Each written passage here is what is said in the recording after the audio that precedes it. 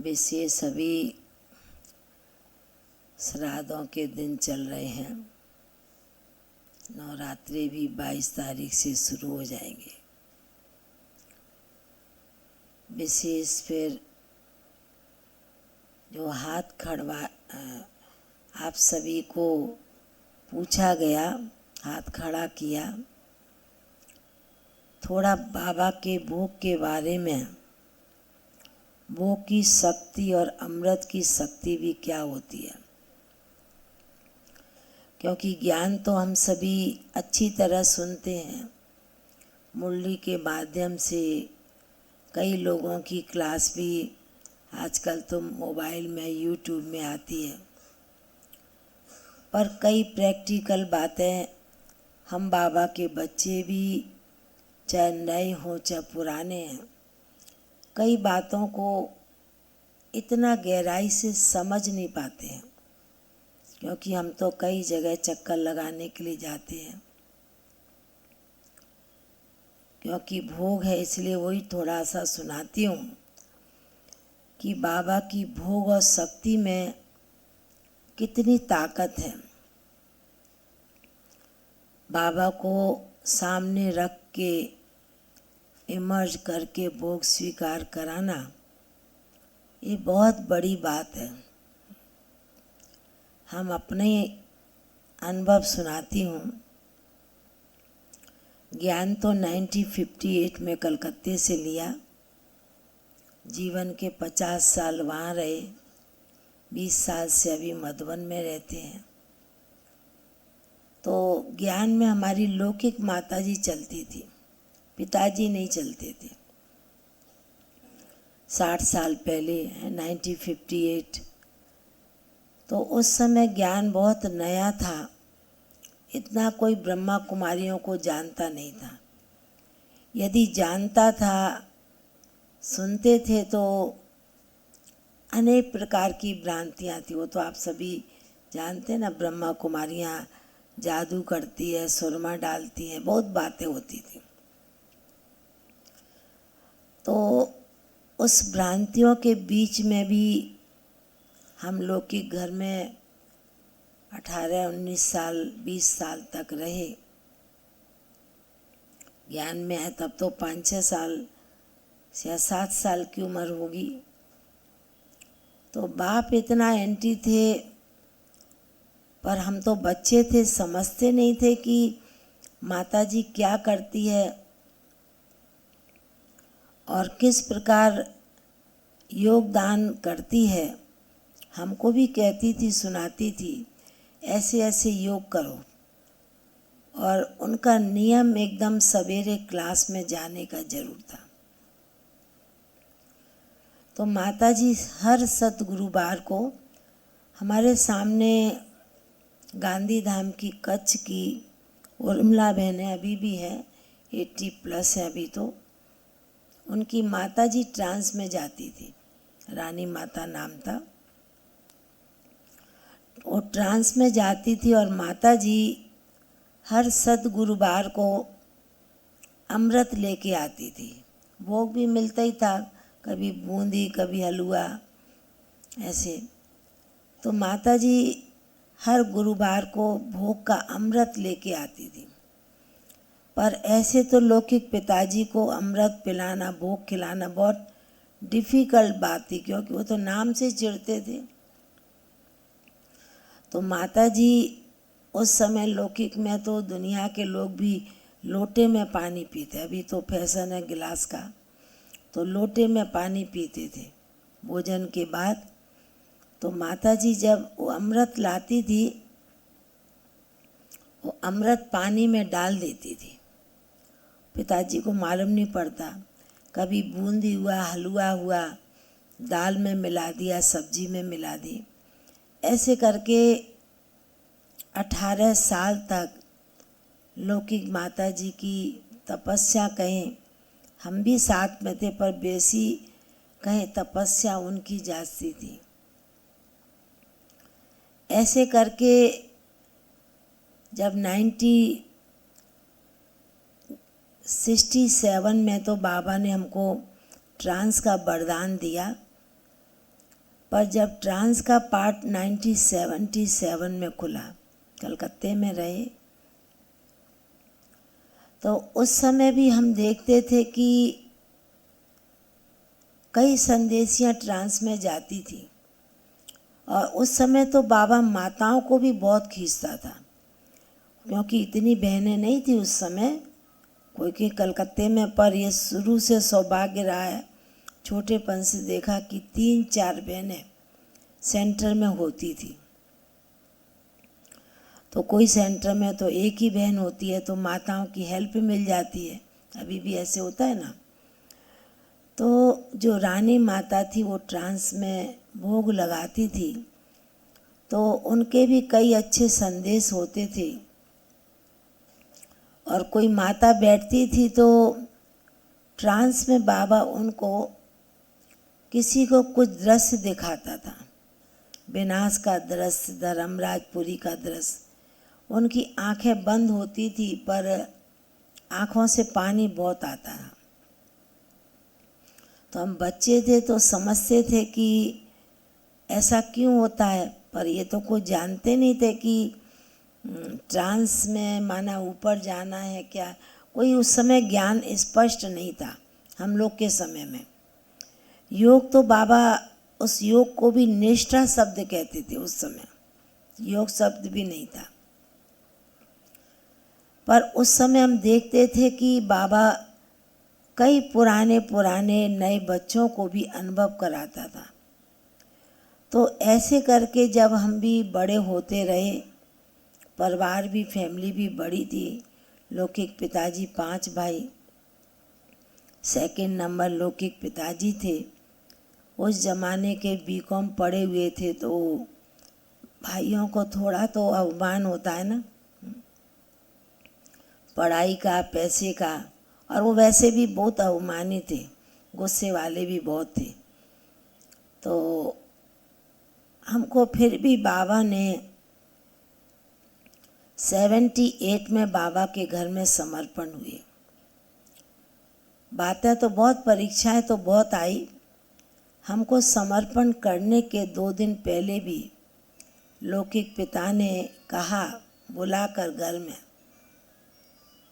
क्योंकि दीदी के साथ, परदादी के साथ रहती थी, संती दादी थी, बाबा की लौकिक बहू, भतीजे की बहू, विश्वकिशोर भाव की युगल यज्ञ की हिस्ट्री में सुनते हैं ना कि संती दादी का यज्ञ में पाठ गुलजार दादी के पहले संती दादी का पाठ था। कोई भी ट्रांस का मैसेज लाना है तो बाबा संती दादी को भेजते थे। तो हमको भी बचपन से योग से योग में बहुत इंटरेस्ट था, ज्ञान में इतना समझ में नहीं आता था। तो मैं संती दादी को सुनाया करती कि जब योग में बैठते तो मेरे को ऐसे कुछ ना कुछ अनुभव होता है। कभी कृष्ण दिखता, कभी स्वर्ग का नज़ारा देखती हूँ, पर क्या है ये हमको मालूम नहीं है। दादी सुनती रहती थी। तो समर्पण के 2 दिन पहले लौकिक बाप ने फिर घर बुलाया और पूछा, कहा कि तुम्हारी बड़ी दीदी तुमको कोई प्रकार से फुसलाती तो नहीं है, कोई प्रकार का लालच तो नहीं देती है जो तुम समर्पण होना चाहती हो। मैंने कहा कि ना कोई प्रकार का लालच देती है, ना फुसलाती है, पर मुझे दुनिया में नहीं जाना है। आप मेरी ज़बरदस्ती शादी भी कर देंगे तो मैं दूसरे दिन भाग जाऊंगी। तो लौकिक पिताजी परिवार में बहुत 5 भाइयों में तेज थे। तो उनको ऐसे फिर लगने लगा कि कल को ये फिर भाग जाएगी तो और भी मेरा नाम खराब हो जाएगा। तो ऐसे करके बाबा के घर में समर्पण किया। मैं भोग और अमृत की बात को लेके सुना रही हूँ। तो उसके बाद में जब समर्पण कर, तब तक वो कुछ उनको मालूम नहीं। बाबा के घर में पहली या दूसरी बार, 1 दिन 2 दिन पहले आए थे, कुछ उन्होंने हमारे नाम से उस समय यज्ञ में जमा किया। फिर तो कायदे प्रमाण समर्पण किया, जैसे लड़की को दहेज में देते हैं, सब कुछ दे कर के माता पिता ने, बड़े भाई थे एक छोटे भाई, हम बीच में थे, तो समर्पण कर दिया। उसके बाद जब समर्पण करने के बाद आस्ते आस्ते लौकिक पिता में थोड़ा अंतर आता गया उनके जीवन में, और हम लोग ये अंदर में सोचते थे कि ये आत्मा तो कभी भी बदलने वाली नहीं है। अंदर में ऐसा संकल्प बना रहता था। तो एक बार साकार बाबा ने लौकिक माता जी को पत्र लिखा। उस समय हम लोग बहुत साकार बाबा को पत्र लिखते थे, 15-20 दिन, एक सप्ताह जाने में, एक सप्ताह आने में, और बाबा का जवाब 20 दिन के अंदर आ जाता था। तो साकार बाबा ने माता जी को पत्र लिखा कि एक दिन ऐसा आएगा तुम्हारा पति तुम्हारे चरणों में पड़ेगा। अब साकार बाबा ने तो पत्र में लिख दिया। अब हम लोग यही दिन का इंतज़ार करते रहे। 15 साल, 16 साल, 17 साल हो गए, अभी तो वो आत्मा चेंज होती नहीं है। क्योंकि सुबह दुकान 9:30, पौने 10 बजे जाते थे, रात्रि 9 बजे आते। कब कैसा मूड होता मालूम नहीं। माना बहुत गुस्से क्रोधी वाली आत्मा थी। ज्ञान का तो एक शब्द भी हम लोग आ भी नहीं उनको सुना सकते, ऐसी आत्मा। पर योग का दान और बाबा के घर का जो कणा दाना और बाबा के घर का अमृत उनके पेट में जो 17-18 साल तक गया, उससे उन आत्मा में आस्ते आस्ते परिवर्तन आता गया। जब हम परिवर्तन देखते थे तो हमको तो अंदर में लगता था ये बाबा की कमाल है, ये हमारी कमाल नहीं है, बाबा की कमाल है। बाबा उनको परिवर्तन, उनकी बुद्धि को परिवर्तन कर रहा है। क्योंकि हर समय उनको यही सकाश जास्ती देते थे, बाबा कैसे ना कैसे इस आत्मा को परिवर्तन करो, इस आत्मा का बुद्धि का ताला खोलो। बाबा से बातें करते हैं। और जब बाबा के घर में समर्पण हो गए उसके बाद उनके जीवन में बहुत चेंज। और हमारे को भी देखते थे कि क्योंकि मैं बचपन से बहुत कम बात करती थी, सिर्फ बात करती थी लौकिक माता जी से, बाकी ना छोटे भाई से थोड़ा करती, बड़े भाई से भी नहीं, लौकिक पिता से भी नहीं। कुछ अंदर में डर भी था। बड़े भाई भी थोड़े बाप के तरह थोड़े ऐसे ही थे, तेज दिमाग के। तो इसलिए, पर इतना ज़रूर था कि कभी भी कोई चीज़ चाहिए, दुकान थी फैंसी सामानों की, क्रीम पाउडर क्या उसको बोलते आजकल मालूम नहीं, फैंसी आइटम होता था। तो लौकिक बाप को सवेरे बोलते थे, मुख से नहीं बोलते, उनकी जेब में स्लिप डाल देते, लेके हमको ये चीज़ चाहिए, तो लाके रात को वो चीज़ हाजिर हो जाती, पर मुख से नहीं बोलते। तो उनका ये परिवर्तन देखकर हम लोग तो बाबा के गुण गाते थे।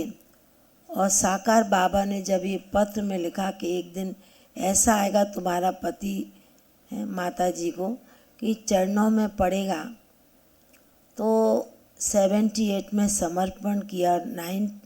1980 में सेंटर पर ऐसे लोग कि पिताजी आते नहीं थे, सिर्फ होली दिवाली जैसे दुनिया में लौकिक में जाते हैं ना, बेटी के ससुराल कुछ देना करना, तो ऐसे उसी हिसाब से साल में 2-3 बार आते, बाकी नहीं आते थे।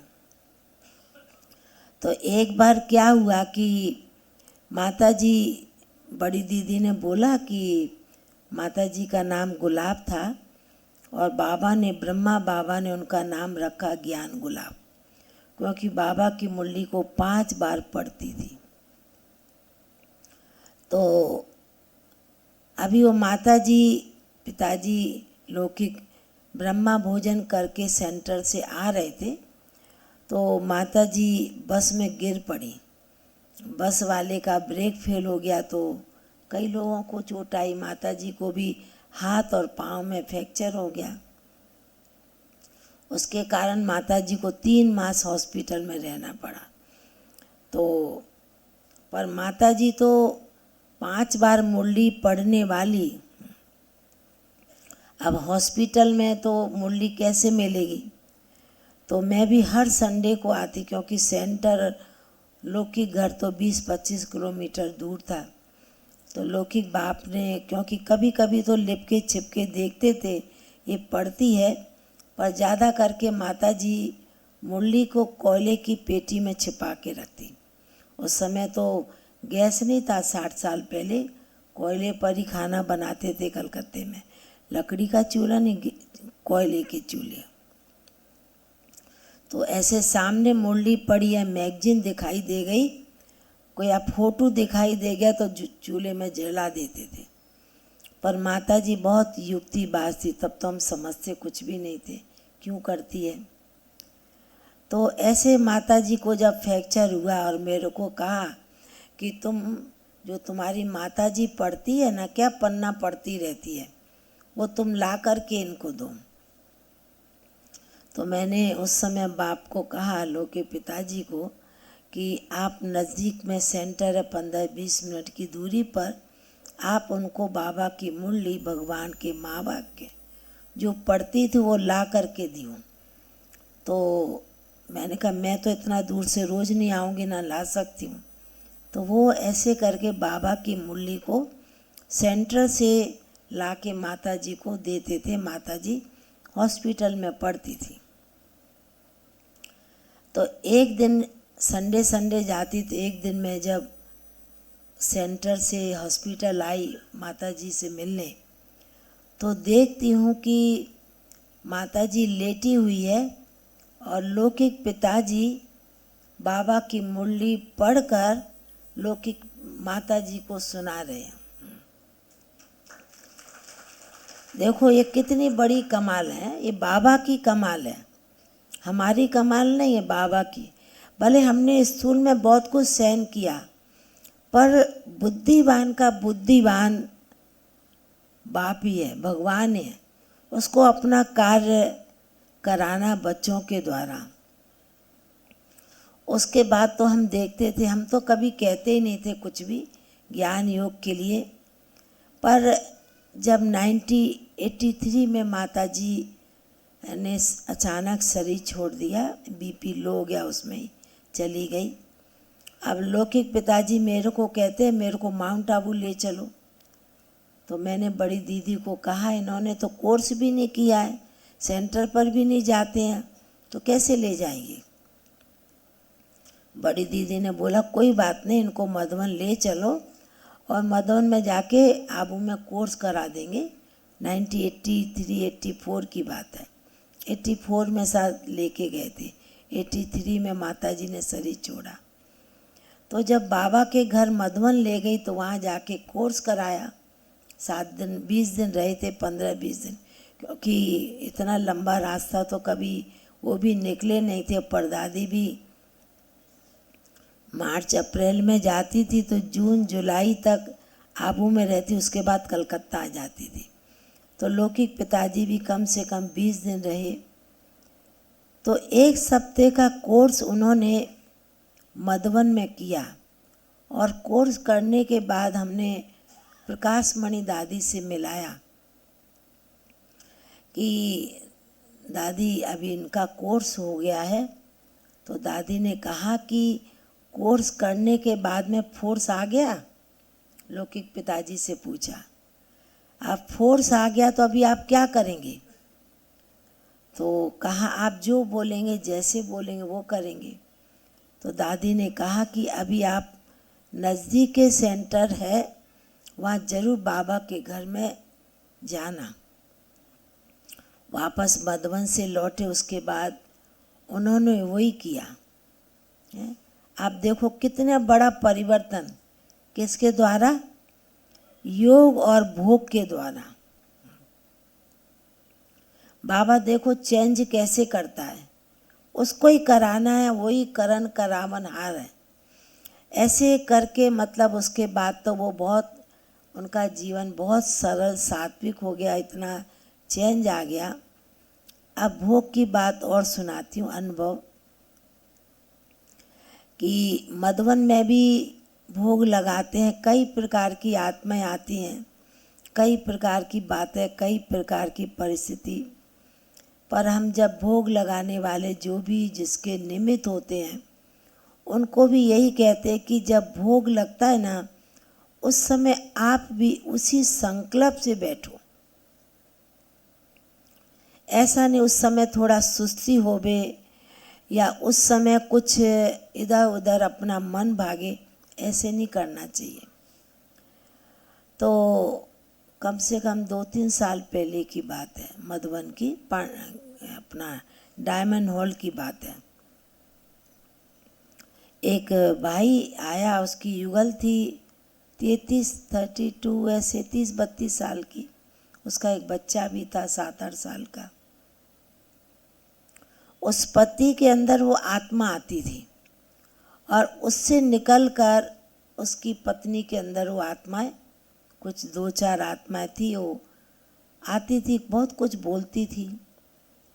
तो जो एक मधुबन की बहन हमारे सामने लेके आई, बोला दीदी मेरे को इनके ये भोग लगाने के लिए आए हैं, मिलाया। तो मैंने उनको टोली दिया है, भाई बाबा के घर में बाबा के बच्चे आते तो एक पीस टोली तो ज़रूर खिलाते हैं, क्योंकि मधुबन में आज के समय में एक टोली मिल जाए, एक पीस टोली, बाबा के बच्चों की दृष्टि मिल जाए नहीं।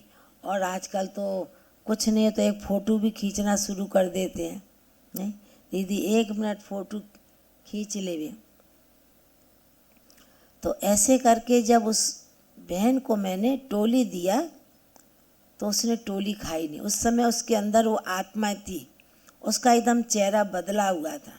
मेरे को भी ऐसे ऐसे करके देखती है। तो मैंने तो बहुत उसको प्यार से दृष्टि दिया, फिर उसको फल दिया, फल उसने लिया, पर बोला टोली नहीं खाऊंगी।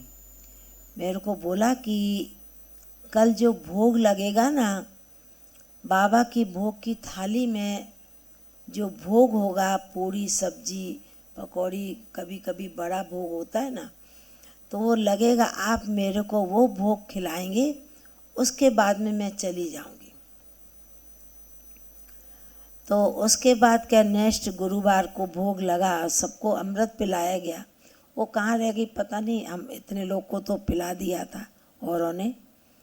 वो पीछे आई तो पति के साथ ही कुछ होगा मालूम नहीं, तो आशा हमारे साथ थी, तो बोला चलो पूरा हो गया, अभी चलो संदेश पूरा हो गया। तो उसने अमृत नहीं पिया था, उसको अमृत जैसे पिलाया ना, वो बहन एकदम धड़ाम सीधे गिर पड़ी, आत्मा चली गई। फिर उसको उठा करके, उसका युगल था, बच्चा था, पति उसको ले करके गया। पर जो बहन लेके आई उसने बोला था भोग की थाली का डिब्बी का पूरी सब्जी जो होगा वो मीठा नहीं खाऊंगी पर नमकीन खाऊंगी, उसके बाद मैं चली जाऊंगी। फिर बहन को हमने, अपने नायक भाई उनको बोला आज भोग की डिब्बी का ऐसे ऐसे आप इनको देना, इस बहन को खिलाएगी चली जाएगी। उसको दिया और उसके बाद में उस बहन ने उसको अच्छी तरह से बाबा की भोग की डिब्बी का खिलाया, पूरी सब्जी पकौड़ी जो भी। उसके बाद में वो आत्मा चली गई। फिर शाम को मेरे को मिलाने के लिए लाई उसको, तो मेरे को कहती है देख के, अब उसका ओरिजिनल रूप आ गया, तो मेरे को कहती है कि दीदी मैं शीतल हूँ, शीतल हूँ, आप मेरे को पहचानते हो? मैंने कहा हाँ मैं अच्छी तरह पहचानती हूँ, कल तुम शीतल नहीं थी, कल तुम कोई और थी। तो हंसने लगी, बोला बाबा ने मुझे कितनी आत्माओं से मुक्ति दिला दी, इतना परेशान था, उसके बाद में वो आत्मा बाबा का भोग खाकर चली गई। तो बाबा के भोग में वो शक्ति है, वो ताकत है। हम लोग को याद है आज से 60 साल पहले जब हम लोग छोटे थे तो हम देखते थे कि जो बहनें भोग बनाती थी, टीचर्स उस समय तो माताएं गिनी चुनी 2-3 ही कोई सेवादारी होती थी जो पूरी धारणा वाली। तो जितना समय भोग बनता था, चाहे कुछ भी बने, हलवा बने, चाहे खीर बने, चाहे पूड़ी बने, कभी भी कोई ऐसा बात नहीं करता था। बाबा की याद में और मौन में रह के भोग बनता था और वो बाबा को भोग लगाया जाता था। अभी तो बेहद का परिवार, बेहद के बच्चे हो गए, थोड़ा बहुत वाचा में आते हैं, पर पहले के समय में हमने देखा हमारी बहनें खुद, बड़ी दीदियाँ भोग बनाती थी मौन में रह के बाबा की याद में, और उससे शक्ति बहुत मिलती थी। रोगों से भी शक्ति मिलती थी, आत्मा को भी ताकत मिलती थी। इस चीज़ का कई बार, कई चीज़ों का अनुभव किया है। इसलिए हम लोगों को, आप सभी में जितनी माताएं बैठी हैं, सभी बाबा को रोज़ भोग लगाती हैं। कौन कौन भोग लगाता, हाथ खड़ा करो। थोड़े से जो नहीं लगाते हैं, पर भोग जरूर लगाना चाहिए बाबा को। हम आपको बताएं क्योंकि हम तो इतना जानते नहीं थे। माता जी ऐसे तो भोग नहीं लगा सकते क्योंकि बाप है, तो माता जी रोटी बनाते, तवा नीचे उतार देती, पिताजी नीचे स्नान करने जाते थे, कुआं घर में था, तो स्नान करने जाते उस समय दाल भात सब्जी बन गई, रोटी का तवा उतार के और चकले के ऊपर ही भोग की थाली के बर्तन रख के पहले भोग लगाती थी। कोई समय ऐसा अलग से कमरा नहीं था 60 साल पहले, तब तो 1-2 कमरे और किचन ही होता था, पर किचन में वो चकले पर ही बाबा की भोग की थाली बनाई हुई थी, क्योंकि भोग तो मंदिर था तो भोग उनको लगता, इसलिए लौकिक बाप को इतना मालूम नहीं पड़ता। तो वो नियम से भोग, हम लोग को कभी कभी देरी होती स्कूल जाने की, माँ को कहते हमको देरी हो रही है, बोला 2 मिनट रुको, पहले बाबा को भोग लगाऊंगी, उसके बाद तुम लोग को खाना दूंगी, परोसूंगी। तो लौकिक माता जी उस समय भी चकले पर रख करके थाली जो बाबा की थी वो भोग लगाती थी और सब मिलाती थी, दाल चावल सब्जी जो जो चीज़ होती मिलाती। उसके पहले कभी भी खाने नहीं देती थी।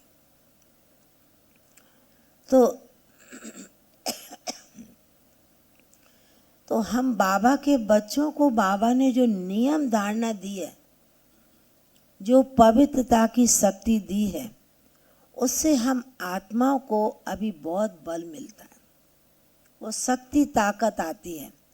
क्योंकि ये भी हम लोग सुनते थे जैसा अन्न होगा वैसा मन होगा, तो इसके ऊपर बहुत अटेंशन दिया जाता था, भोजन के ऊपर।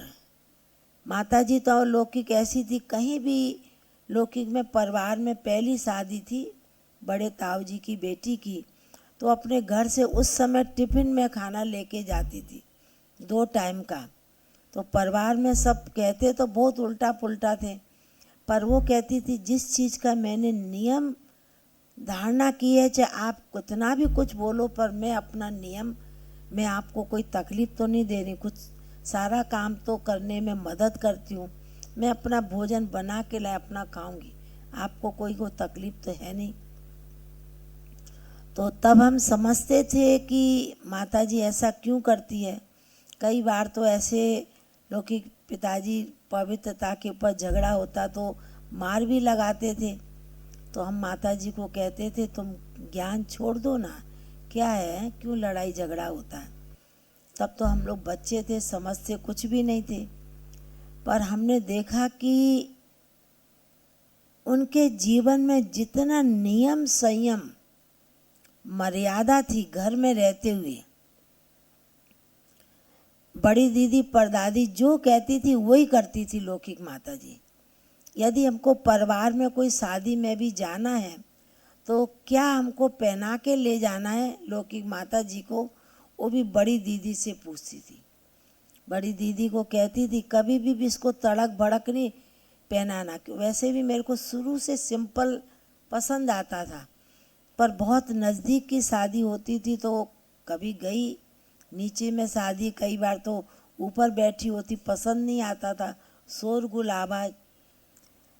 तो इसलिए हम देखते हैं कि जितने हम बाबा के बच्चे अपने जीवन में धारणा कर लेते हैं, धारणा स्वरूप बनते हैं, उतनी हमको बाबा से शक्ति मिलती जाती है। कहाँ हम कोई भी प्रकार की अपनी धारणा को कम करते हैं, कमज़ोर करते हैं, ऐसा नहीं हो सकता है, ऐसा हम नहीं कर सकते हैं, ऐसा हम नहीं छोड़ सकते हैं, ऐसे कई बातों परिवार में। पहले तो, आजकल तो मैं देखती इतना साधन हो गया। पहले के समय में सिर्फ बाहर में, मेरे को जहाँ तक ख्याल है कि चाय ही कलकत्ते में लोग पीते थे, या कभी पकौड़ी या दूध की टोलियाँ, रसगुल्ला वगैरह बंगाल का प्रसिद्ध है, वही खाते। बाकी मैंने कुछ देखा नहीं ऐसे मेरे को। अब तो बहुत कुछ चमक धमक है। अभी तो आबू से अहमदाबाद तक आओ तो कितने हैं गेस्ट हाउस होते, कितने होटल होते हैं, कितना लोगों को सुख आराम है, नहीं कोई प्रकार का वो नहीं है।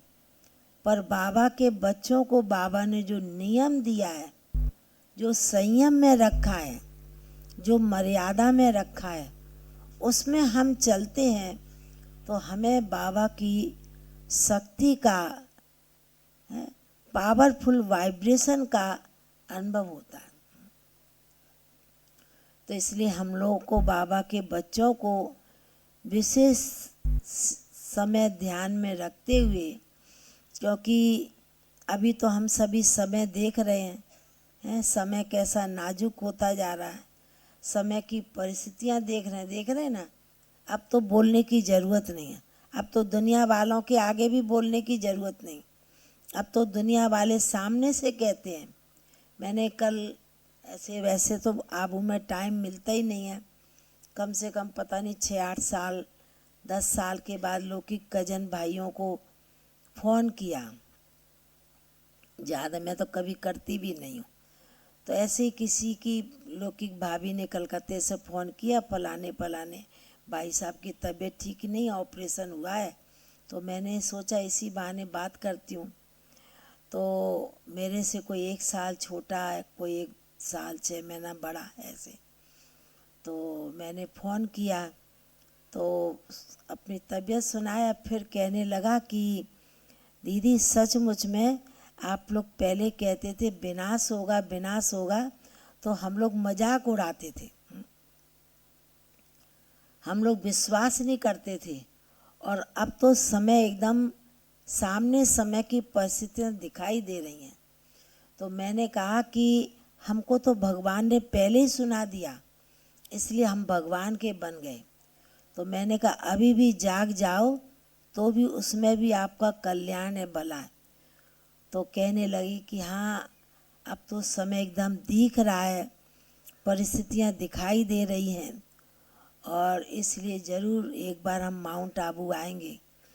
तो मैंने कहा कि कभी कभी अंदर से आता है कि हम दुनिया की सेवा करते पर परिवार की सेवा, क्योंकि पूरा परिवार एंटी, क्योंकि घर में हम बड़े थे, लौकिक बड़े भाई भी बड़े थे, तो कोई 2-4 महीने का हमने में छोटे बड़े चाचा ताऊ के बच्चे थे। पर रिस्पेक्ट अभी भी सभी का, कोई भी शादी या कुछ का निमंत्रण कार्ड अभी भी आता है, पर मैं कभी नहीं जाती, फ़ोन भी नहीं करती हूँ। तो कल तो पता नहीं कहीं 10 साल के बाद, पता नहीं कितने साल के बाद फ़ोन किया। तो मैं देखती हूँ कि सचमुच में हम बाबा के बच्चे बहुत लकी हैं, और समय को देख रहे हैं, समय की परिस्थिति को देख रहे हैं, और ज्ञान योग के आधार से ही हम बाबा के बच्चों को अपने आप प्रोत्साहित करके बहुत आगे बढ़ाना है ना। अब तो ऐसा समय आ गया कि पहले के समय में माँ बाप बच्चों को समझाते थे, सिखाते थे, ऐसे नहीं करना, ऐसे करना, ऐसे होता ना। पड़ोसी के भी कहते थे तो उस बात को भी मान के चलते थे, हाँ भाई उसने ऐसे कहा है। अभी तो अपने बच्चों को भी मैं देखती हूँ ना, छोटे छोटे बच्चों को, 2 साल 2.5 साल के बच्चे। उस दिन मेरे सामने 2-4 दिन पहले एक बच्चा था, 1 साल का था। अभी मैंने उसको टोली दिया, फिर पकड़ लिया टोली, फिर हाथ से छूट गई, 1 साल का था। तो थोड़ा रोने लगा। अब देखती हूँ उसकी माँ क्या करती, उसको चुप करने के लिए 1 साल के बच्चे को मोबाइल दिखाती है। मोबाइल दिखाती हो, क्या कार्टून कुछ होता है ना बच्चों के, वो देख करके एकदम शांत हो गया। अब आप सोचो 1 साल 2 साल 2.5 साल के बच्चे को भी चुप करने के लिए, ठीक करने के लिए साधन हो गया मोबाइल। और कुछ बोल नहीं सकते, सिखा नहीं सकते, है क्या आजकल का समय। वो हमको ही ज्ञान सुना देंगे, ऐसे है। एक बार हमारे भतीजे के बच्चे थे ना, वो 2 2.5 3 साल का था, तो मेरे को कुछ मोबाइल में सिखाया है, 10-12 साल पहले की बात। अब मेरे को सिखाया, मैं तो 2 मिनट बाद भूल गई। अब मेरे को तो नहीं ये सब आता है। तो मेरे को कहता अभी तो आपको सिखाया, अभी आप भूल गए। मैं बोला भाई तुम्हारी उम्र हमारी उम्र में तो बहुत अंतर है, हम लोग ये सब बातें जानते ही नहीं हैं। तो हम देखते हैं कि इसलिए समय के अनुसार हम बाबा के बच्चों को इतना स्पीड से, इतना अपने आप को आगे करना है, जिसके लिए बाबा ने हम बच्चों को अमृत बेला और नुमा शाम का समय, विशेष बाबा अपने बच्चों के पास अमृत बेले के समय और नुमा शाम के समय बाबा विशेष बच्चों के पास चक्कर लगाने जाते हैं ना बाबा, अनुभव होता है ना, बाबा खींचता है, कशिश होती है, हमको तो बहुत अनुभव होते हैं। तो इस प्रकार आप सभी बाबा के बच्चों को भी इसी प्रकार अनुभव करते हुए, बाबा से शक्ति लेते हुए आगे बढ़ते रहना। ओम शांति।